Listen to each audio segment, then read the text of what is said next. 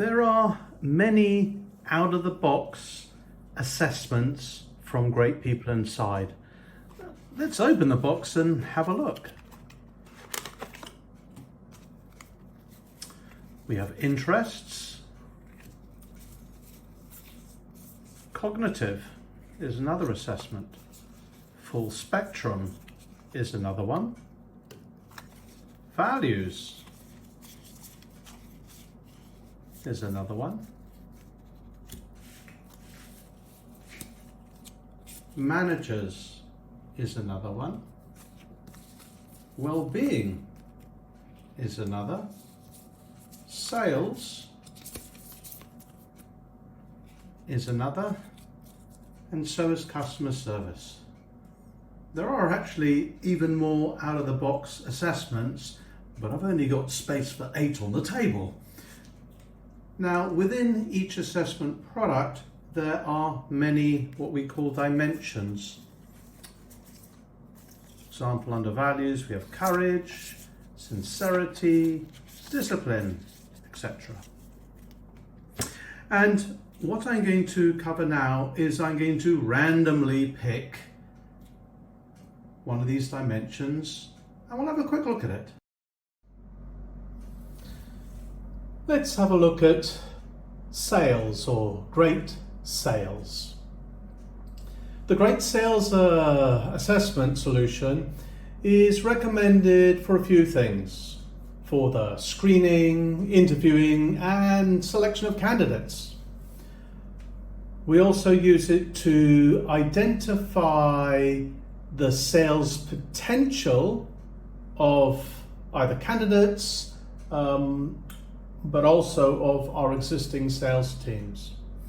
We use it as a developmental tool to help with improving the performance of an individual salesperson. We also use it for the development of some specific sales skills and techniques. And we can also obviously use it for sales, as in maintaining and increasing the number of clients that we have.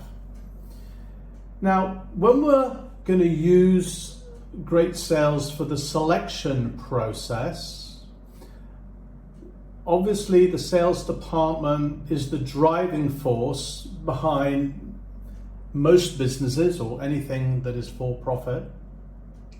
But there are many factors that go into being a good salesperson.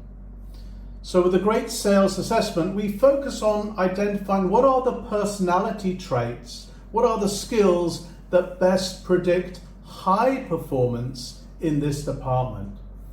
It could be from understanding the needs of the client to having a proactive attitude. All the dimensions explored here allow you to reap the results of an improved sales force. It only takes about 15 minutes to do this assessment. So, what dimensions do we have? Well, entrepreneurial approach is one. Understanding clients' needs is a second. The third is create adaptive solutions. The fourth is active sales. The fifth is the sales process management. The sixth is closing sales.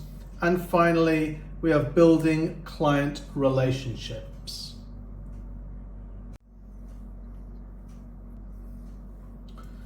Entrepreneurial approach. So what's this dimension all about?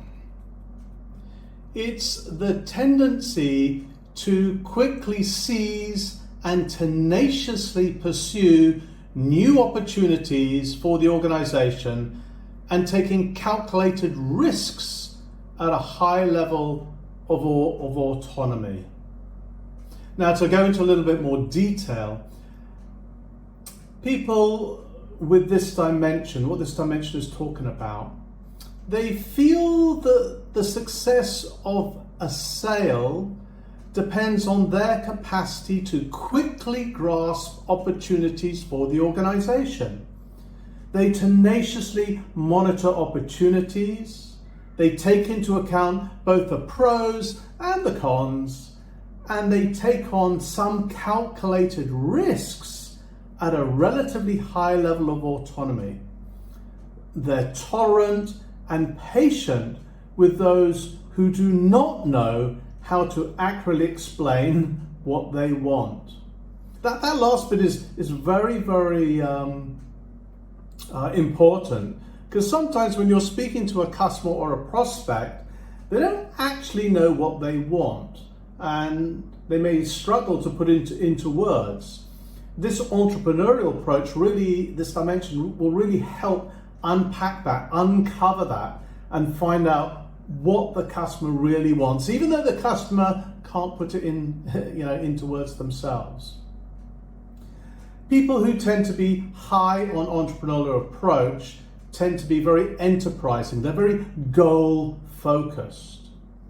Now, at the other end of the scale, we'd say that they're conservative. However, we'd also say that they're very disciplined.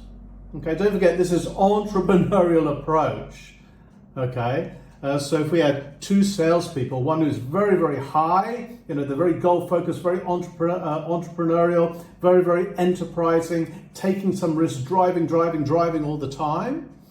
And at the other end of the scale, you might say they're a bit slower, a bit more conservative. They're not taking risks. Okay, they're highly disciplined to make sure that they're following the processes and things, and to mitigate all risks, as in take no risk. So that's